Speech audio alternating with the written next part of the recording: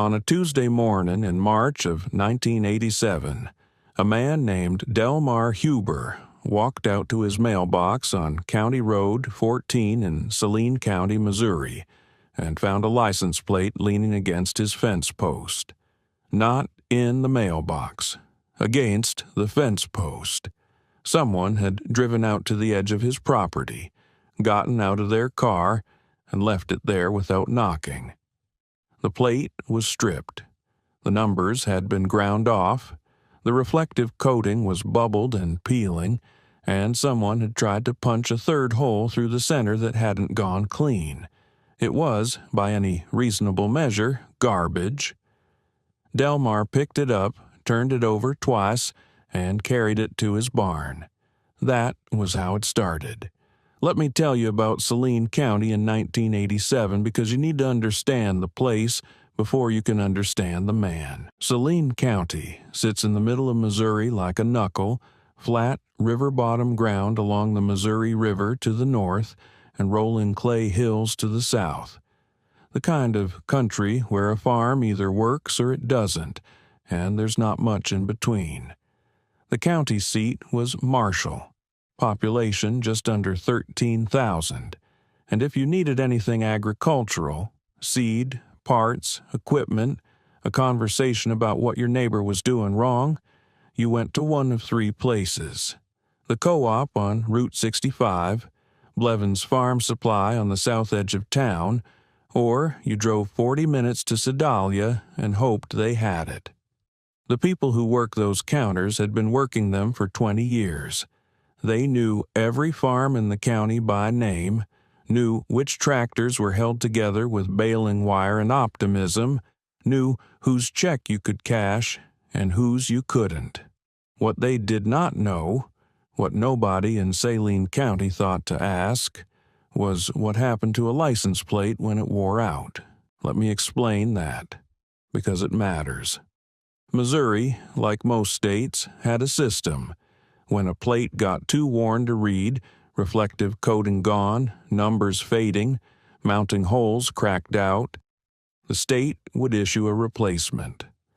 The old plate went back to the county assessor's office, and the assessor's office sent them in batches to a recycling contractor in Kansas City, a company called Meridian Reclaim Services, which had held the state contract since 1979. Meridian would strip the plates, aluminum substrate separated from the reflective sheeting, the sheeting sorted and baled, the aluminum sold for scrap. It was a tidy system. It worked. Nobody thought about it, except that somewhere between the assessor's office and Meridian Reclaim Services, plates were going missing. Not many, not enough to trigger an audit, but enough that, over time, a quiet secondary economy had developed in which worn plates, plates that had been stripped of their numbers, plates with damaged reflective surfaces, plates that were bent or punched or otherwise compromised, found their way to people who had uses for them that the state of Missouri had not anticipated. Farmers used the aluminum substrate for patch panels, for flashing, for shims under equipment feet, for a dozen small repairs where a thin, flat piece of corrosion-resistant metal was exactly what you needed, and buying new stock from the hardware store seemed like an unnecessary expense when the thing you needed was already the right size. The plates were, in other words, raw material, and the man who had figured that out earliest and most thoroughly was Delmar Huber. Let me tell you about Delmar Huber because you need to understand the man before you can understand what he built. Delmar was 61 years old in 1987, which meant he had been born in 1926, the year before Charles Lindbergh crossed the Atlantic, the year the Route 66 highway was commissioned, the year before the Great Depression would begin to take shape in ways that nobody in Saline County could yet see. His father, August Huber, had farmed 280 acres on the south side of the county, and had done it through the Depression and through the war years, and through the drought of 1954 without ever losing the land which in Saline County was considered a form of heroism that nobody talked about directly. August Huber had done it by wasting nothing. Not a board, not a bolt, not a length of wire. When something wore out on the Huber farm, it became something else. A broken cultivator tooth became a gate hinge. A cracked drive shaft became a fence post brace. The farm was a closed system, and August ran it with the quiet ferocity of a man who understood that the margin between staying and leaving was thinner than most people wanted to admit. Delmar had learned this from his father, the way children learn language. Not from instruction, but from immersion, from watching, from the slow accumulation of 10,000 small observations until the principle became instinct. By the time he took over the farm in 1961, when August's knees gave out and his eyes went bad enough that he couldn't judge distance on a slope, Delmar was already the kind of man who looked at a broken thing and saw its next life before he saw its current failure.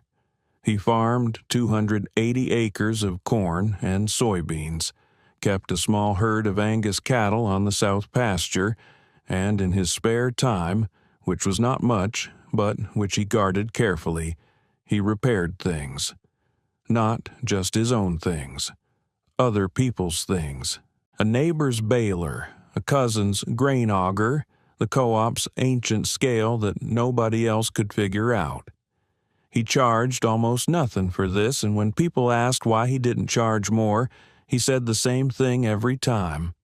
He said he was getting paid in problems, and problems were more interesting than money. The barn on the Huber place had, by 1987, become something that people in Saline County described with a mixture of admiration and unease. It was organized. That was the first thing you noticed. Not in the way a hardware store is organized with labels and bins and a system designed for strangers, but in the way a man's memory is organized, which is to say that it made complete sense to exactly one person and was impenetrable to everyone else. The south wall was lumber, rough-cut oak, dimensional pine, a stack of 1x6 cedar that Delmar had pulled from a demolished granary in 1974. The north wall was metal, angle iron, flat bar, pipe in 4 diameters, and, beginning in the spring of 1983, license plates. Not a few, not a curiosity. By 1987, there were several hundred of them, sorted by condition, flat and usable on one rack, bent but salvageable on another, too compromised for structural use but good for flashing on a third. They were stacked on edge like records in a crate, and if you asked Delmar where a particular plate had come from, he could usually tell you, that one from the fence post on County Road 14, that batch of 40 from a man named Cresswell who had worked at the assessor's office and understood that Delmar would make use of them. That stack of 60 from a body shop in Marshall that had been using plates as masking shields during spray jobs and had accumulated a surplus. People in Saline County knew about the plates the way they knew about a lot of things on the Huber place, as background, as local color, as one of those facts about a neighbor that you absorb without ever quite deciding what to make of it. The man collected worn-out license plates. All right. Delmar had never explained himself, and nobody had ever asked him to. He was not the kind of man who invited questions about his methods, and he was not the kind of man who offered explanations without being asked. He worked, he repaired, he accumulated. And he waited with the patience of a man who had grown up watching his father wait out droughts, for the moment when the thing he had been accumulating would be needed. That moment came in the fall of 1993, though the conditions for it had been building for 2 years. Let me tell you about what happened to Meridian Reclaim Services, because that is where the story turns. Meridian had held the Missouri Plate recycling contract since 1979, and for most of that time they had operated without incident. They were not a large company. 40 employees at peak, a processing facility in the West Bottoms neighborhood of Kansas City, a fleet of 3 trucks for pickup routes. Their business model depended on 2 things: the state contract, which paid them a per-plate processing fee, and the aluminum scrap market, which gave them a secondary revenue stream on the substrate material. In the late 1980s, both of those things began to go wrong simultaneously. The state, under budget pressure, renegotiated the contract at a lower per-plate rate. The aluminum scrap market, which had been reasonably strong through most of the decade, softened in 1990 and stayed soft. Meridian began cutting corners. They stopped making some of the rural pickup runs, which meant that plates that should have gone to Kansas City stayed in county assessor offices, which meant that the informal economy of plates to farmers that had been running quietly for years began to dry up. And then, in September of 1993, Meridian Reclaim Services filed for Chapter 7 bankruptcy and ceased operations entirely. The state of Missouri spent 8 months finding a replacement contractor. During those 8 months, the assessor's offices across the state accumulated plates with nowhere to send them.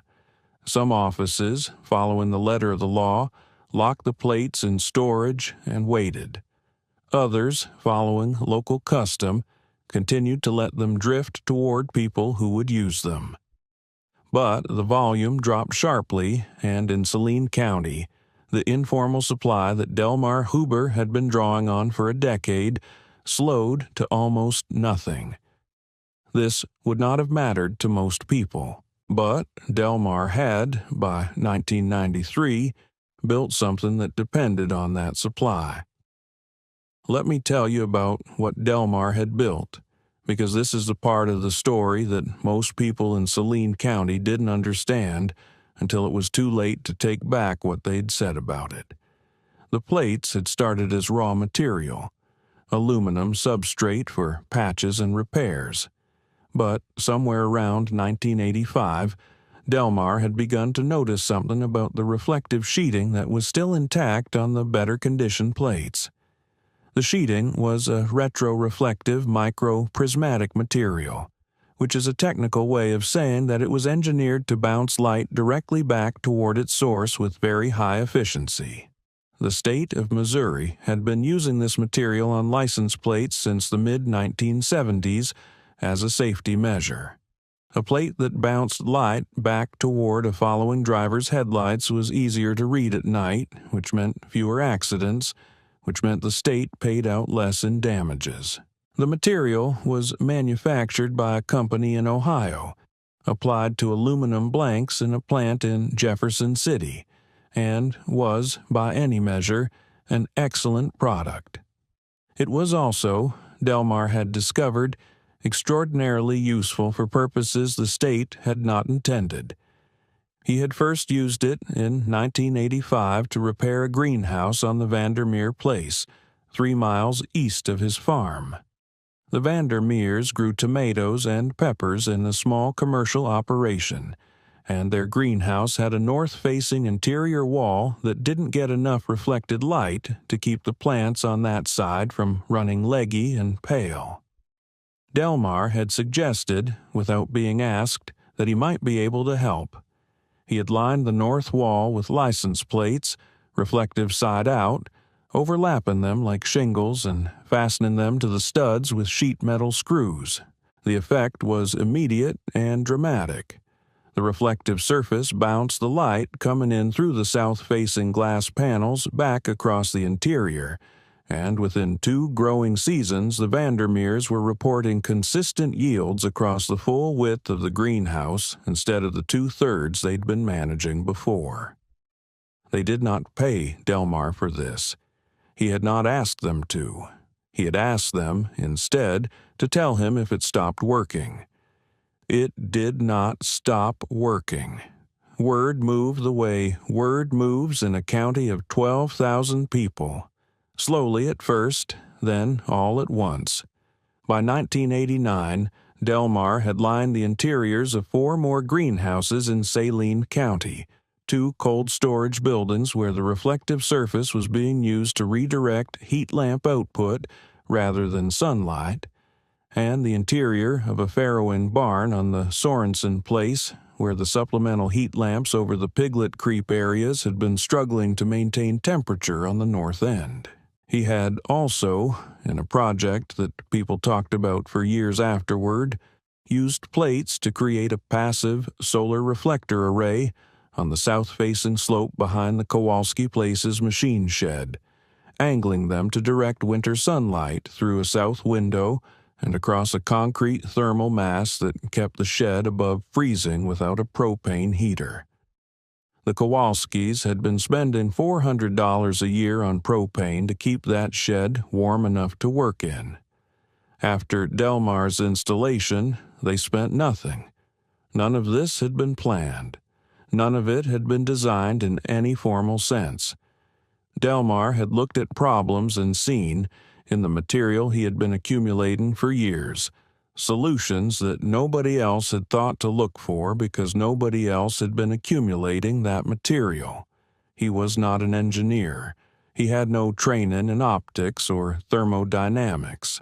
What he had was 40 years of watching how light and heat moved through agricultural buildings, a barn full of retroreflective material, and the particular kind of intelligence that expresses itself not in credentials but in the patient, systematic observation of how things actually work. By 1993, when Meridian Reclaim Services folded and the supply of plates began to dry up, Delmar had commitments, informal, unwritten but real, to 3 more greenhouse projects and a cold storage retrofit on a potato operation near Miami, Missouri, that the Rasmussen family had been planning for 2 years. He had enough plates on hand to complete 2 of the greenhouse jobs. He did not have enough for the Rasmussen cold storage project, which required approximately 340 plates in good reflective condition, and which was, by the Rasmussen's own accounting, worth about $3,200 a year in reduced electricity costs once operational. The Rasmussens had been waiting.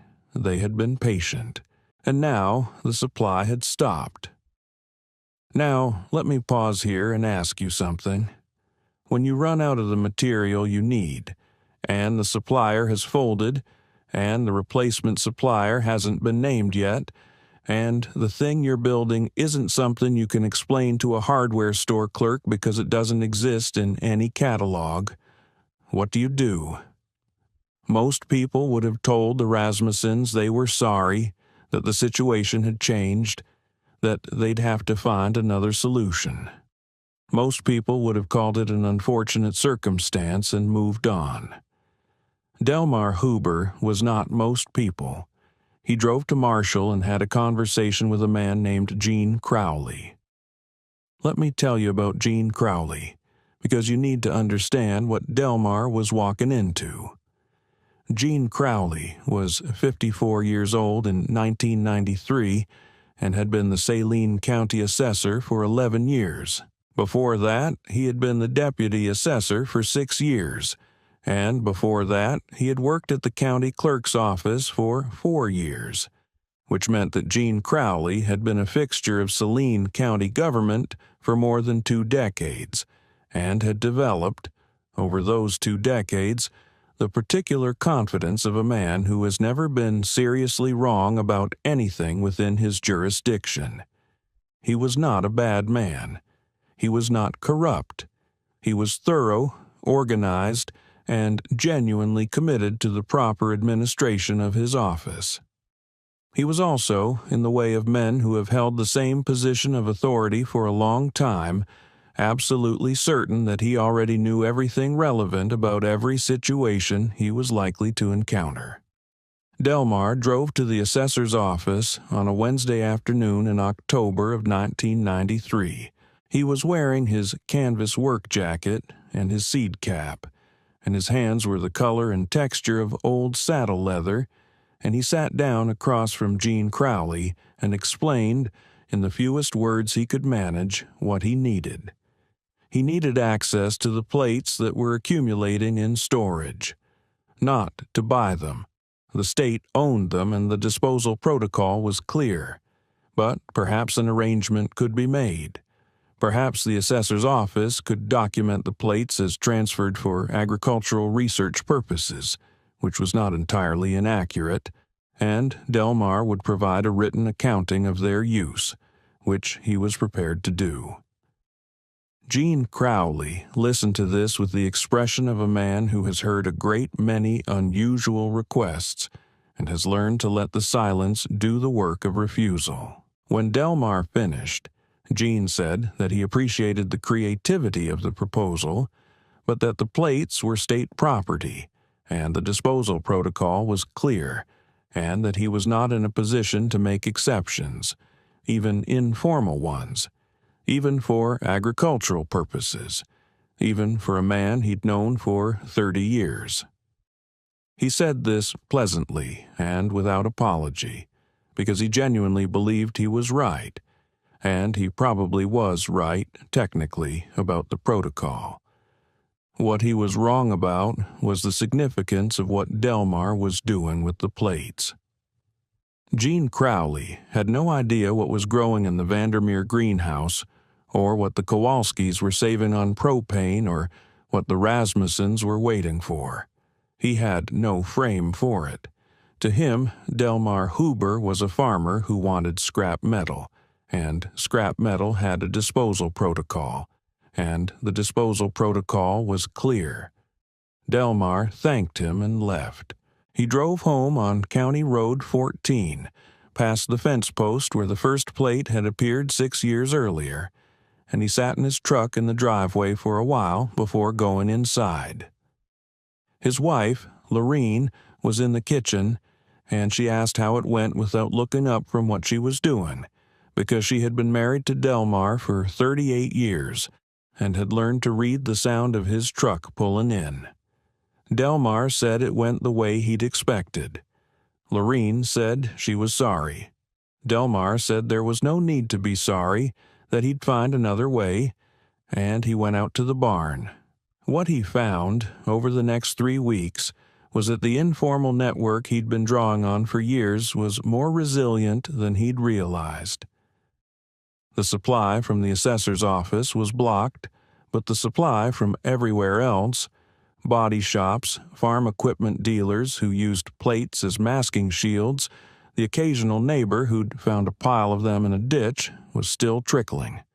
It was not enough, but it was something.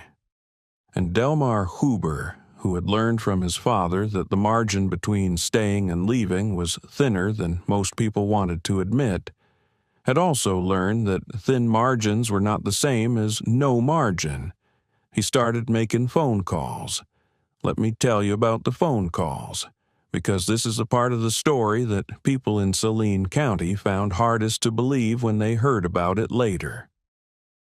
Delmar called the county assessors in 7 neighboring counties. He called the county clerk in Pettis County, who had been at school with his brother-in-law. He called a man he knew at the Missouri Farm Bureau, who knew a man at the State Department of Revenue who handled the plate disposal contracts. He called 3 body shops in Sedalia and 2 in Columbia.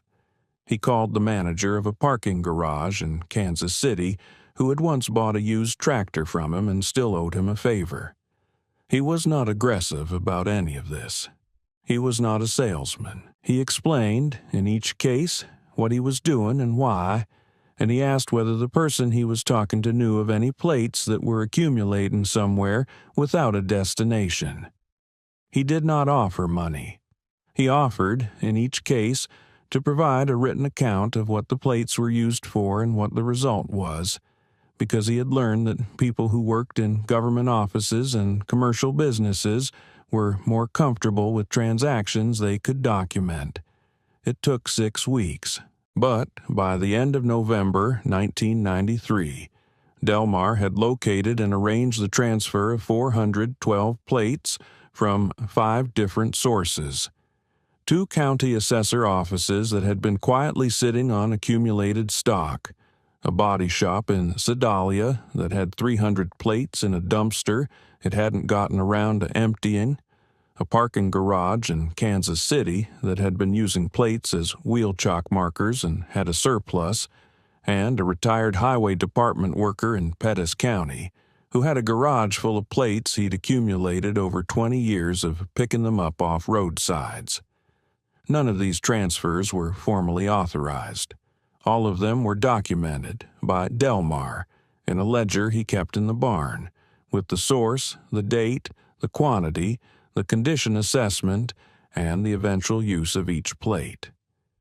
He was not hiding what he was doing. He was simply doing it in the space between the official system's collapse and the replacement system's arrival, in the way that farmers have always operated in the space between what the rules say and what the land requires. The Rasmussen cold storage project was completed in February of 1994. The reflective plate array covered 680 square feet of interior wall surface in the storage facility, redirecting the output of 12 heat retention lamps across the stored potato crop with an efficiency that the Rasmussens measured, carefully and skeptically, across 2 full storage seasons before they were willing to say publicly what the numbers showed.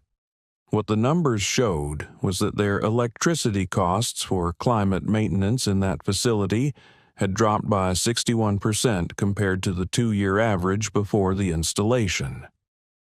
On a facility that had been spending approximately $5,400 a year on electricity for that purpose, this represented a savings of just under $3,300 annually. The plates had cost nothing. Delmar's labor had cost nothing because he had not charged for it. The Rasmussens had tried to pay him and he had declined, and when they pushed he had said the same thing he always said. He was getting paid in problems. Now let me tell you about what happened in the spring of 1994, because this is where the story stops being about one man and starts being about a county. The replacement contractor for Missouri's plate recycling program was announced in April of 1994. It was a company called Central States Materials, based in Springfield, and they were larger and better capitalized than Meridian had been, and they moved quickly to clear the backlog that had accumulated in county assessor offices across the state. This meant that the informal supply of plates that Delmar had been drawing on, the assessor's office overflow, the body shop surpluses, the accumulated stock in county garages, was now going to be systematically collected and processed through official channels. The informal economy was closing. The plates were going back into the system. Gene Crowley called Delmar in May of 1994 to let him know that Central States Materials would be picking up the accumulated stock from the Saline County Assessor's office the following week. He said this, Delmar would later tell Lorene, in the tone of a man delivering news he expected to be unwelcome. Delmar thanked him and said he appreciated the call. There was a pause on the line, and then Gene said, almost as an afterthought, that he'd heard something about the Rasmussen place, about what Delmar had done with the plates in their storage facility. He said he'd heard the numbers. He said he wasn't sure he believed the numbers. Delmar said the numbers were accurate, and that the Rasmussens kept good records, and that Gene was welcome to go look for himself. Another pause. Gene said he might do that. Delmar said that would be fine. Gene Crowley drove out to the Rasmussen place in June of 1994. He spent 2 hours there. He looked at the installation, he looked at the electricity bills, He looked at the ledger the Rasmussens kept. He drove back to Marshall and sat in his office for a while. Then he called Delmar. He said he owed Delmar an apology, and Delmar said he didn't think he did. Gene said he thought the situation the previous fall had been handled in a way that, in retrospect, had not served the county's interests. Delmar said that was generous of him to say. Gene said he was wondering whether there was a way to formalize what Delmar had been doing, not to put it under government oversight exactly, but to make it easier, to create a documentation pathway that would allow plates to be transferred for agricultural use without requiring the informal arrangements that Delmar had been managing on his own. Delmar was quiet for a moment, and then he said he thought that was a fine idea, and that he'd be happy to help design the documentation if Gene wanted to work on it together. They spent the better part of that summer working on it. What they came up with was not a formal program. Missouri didn't have the legislative appetite for that, and Delmar didn't want the overhead. What they came up with was a memorandum of understanding between the Saline County Assessor's office and a list of named agricultural operations, establishing that plates deemed unsuitable for reprocessing, plates that were too damaged or too corroded to be worth the recycling contractor's effort, could be transferred to those operations for documented agricultural use. It was a narrow exception carved into a bureaucratic process by two men who had spent 40 years learning how things actually worked, and it was, by any measure, a minor administrative document. But it meant that Delmar Huber's barn would have a legal supply of plates for the foreseeable future, and that the work he had been doing for a decade would not have to depend on the informal economy of found material and owed favors. The memorandum was signed in September of 1994.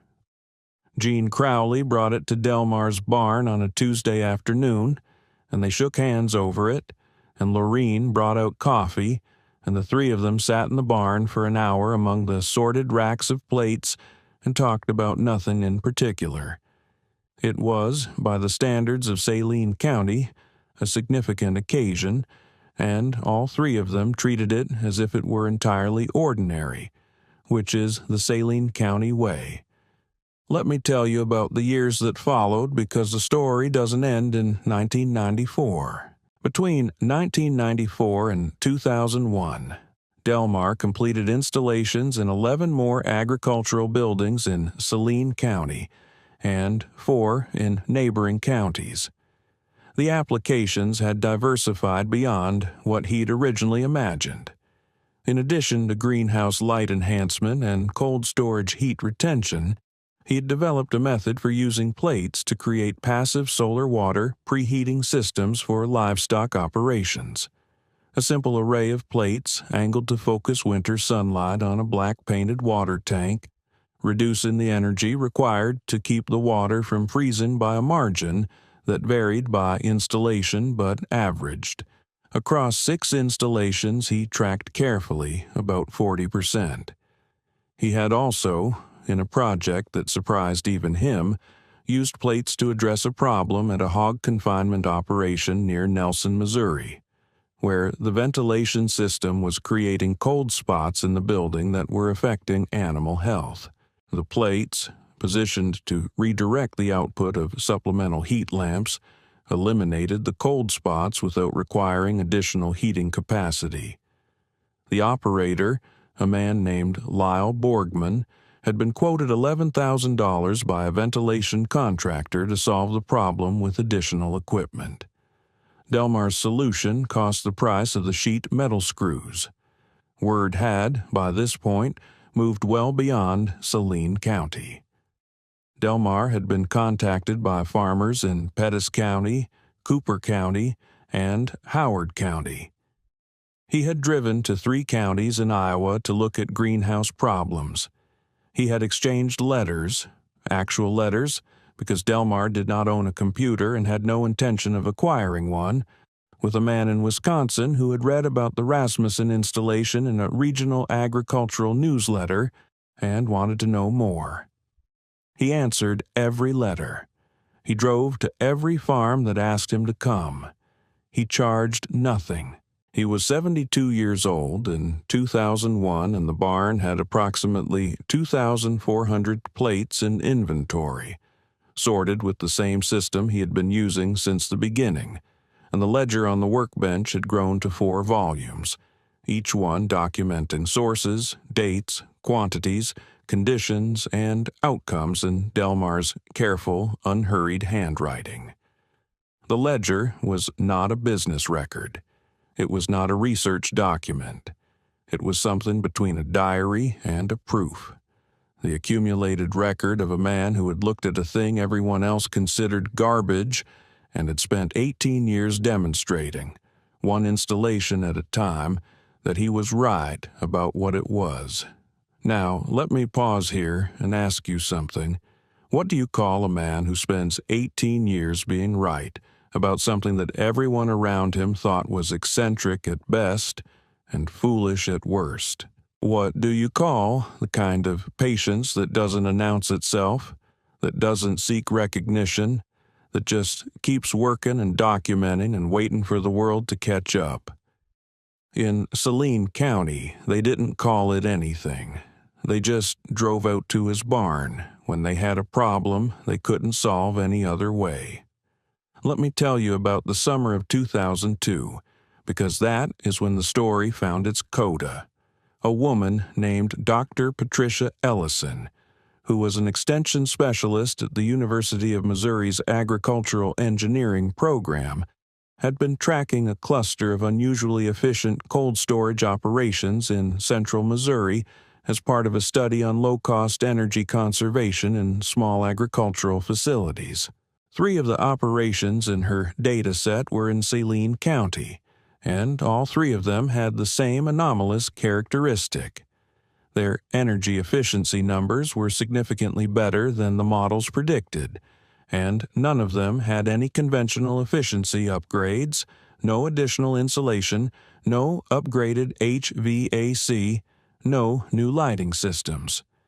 When she drove to Saline County to find out why, she was directed, by everyone she asked, to a farm on County Road 14. She spent 3 days at the Huber place. She brought a photometer and a thermal imaging camera and a laptop computer, none of which Delmar had any interest in, though he was polite about it. She measured the reflective output of the plate installations in 3 different facilities and compared them to standard retroreflective materials available commercially.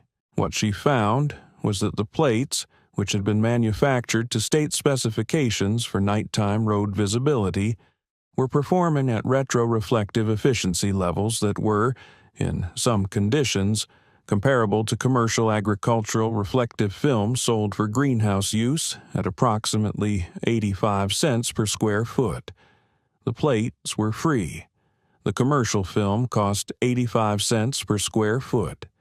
The plates were covering, across all of Delmar's installations in Saline County alone, approximately 9,400 square feet of agricultural building interior. The arithmetic was not complicated. She asked Delmar if he had ever considered publishing what he'd learned. He said he had considered it and decided against it, because he didn't think publishing was the right format for what he knew.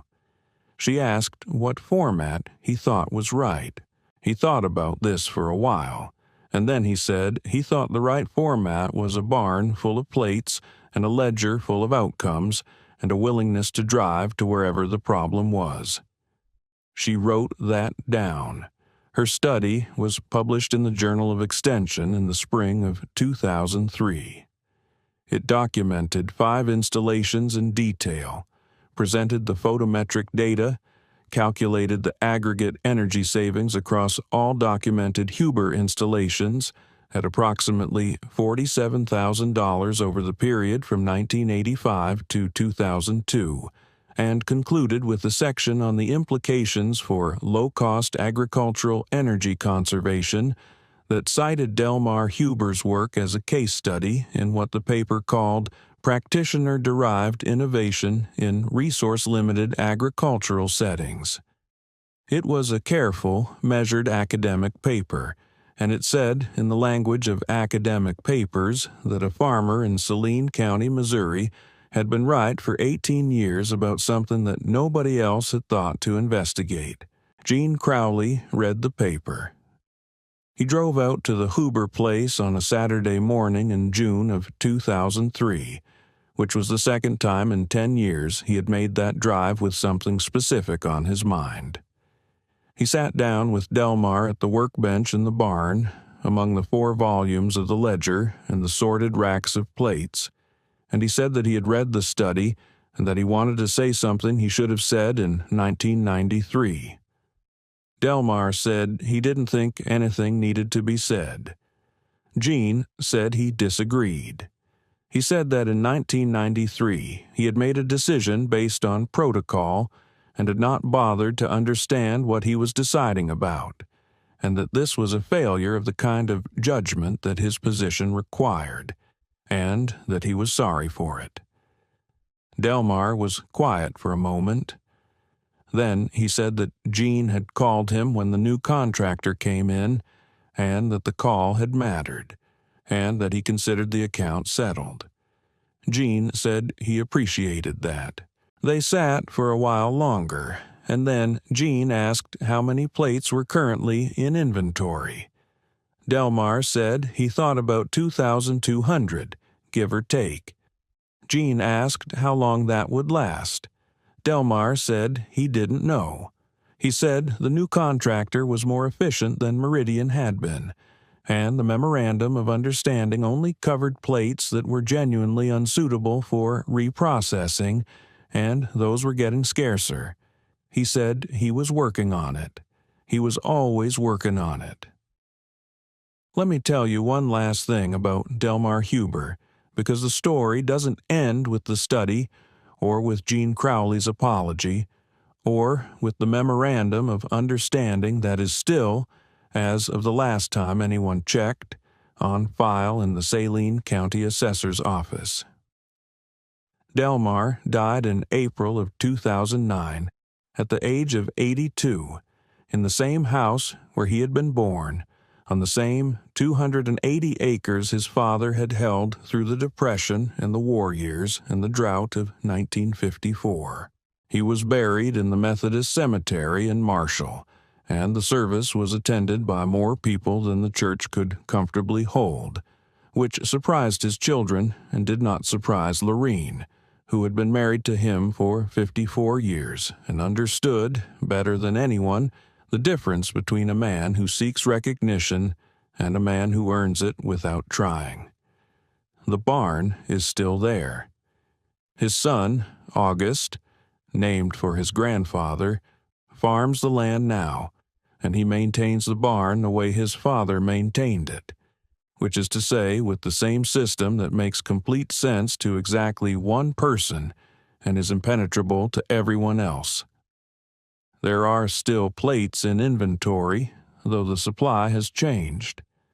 August has found new sources, a recycling center in Marshall that pulls unsuitable plates before they go to the contractor, a couple of body shops in Sedalia that know to call him, a network that is smaller than his father's but still functional.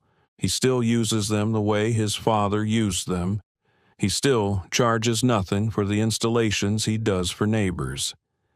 He still keeps the ledger, now in its 7th volume, with the same categories his father established: source, date, quantity, condition, outcome. A few years ago, August's daughter, Delmar's granddaughter, a 23-year-old named Claire, who had studied environmental engineering at Missouri S&T and had come back to the farm after graduation, which surprised everyone except Lorene, who was 91 and still sharp enough to have seen it coming, proposed an addition to the system. She had been looking at the data in the ledgers, all 7 volumes, and she had run the numbers through modeling software her professors had taught her to use, and she had found something her grandfather had not been able to see because he hadn't had the tools. The installations were not performing uniformly. Some were significantly more efficient than others, and the variation correlated with factors that could be predicted: plate age, coating type, angle of installation, seasonal light angle. If you could optimize those variables, she told August, you could improve the average installation efficiency by an estimated 22% without changing the material or the cost. August looked at her across the workbench in the barn, in the same spot where his father had sat with Gene Crowley in 2003, and he thought about it for a while. Then he said yes. He said it the way his father would have said it, without ceremony, without qualification, without making it into anything more than what it was, which was a man recognizing that the person in front of him had seen something he hadn't, and that the right response to that was not pride or skepticism, but the simple willingness to let the work continue. Claire Huber is currently running trials on 6 installations in Saline County, measuring efficiency against her model's predictions, refining the variables, keeping her own ledger in the same barn where her great-great-grandfather's tools still hang on the south wall. She uses software her grandfather never heard of to analyze material her grandfather never explained to anyone because he didn't think explanation was the right format for what he knew. She thinks it is. She's writing it up. The plates are still coming in. Someone left 3 of them against the fence post on County Road 14 last spring, the way someone left the first one in 1987, and August picked them up and carried them to the barn without knocking on any doors or asking any questions, because that is how things work on the Huber place, and how they have always worked, and how they will probably keep working long after the ledger fills its 8th volume and starts its 9th. Some things don't become obsolete. They just wait for people to remember why they were built. And sometimes the person who remembers isn't the one who built them. Sometimes it's the one who picked them up off the ground and carried them somewhere they could still be useful, and then kept going back to pick up more for 18 years, until the world finally thought to ask why. That's what happens when a man sees treasure where everyone else sees.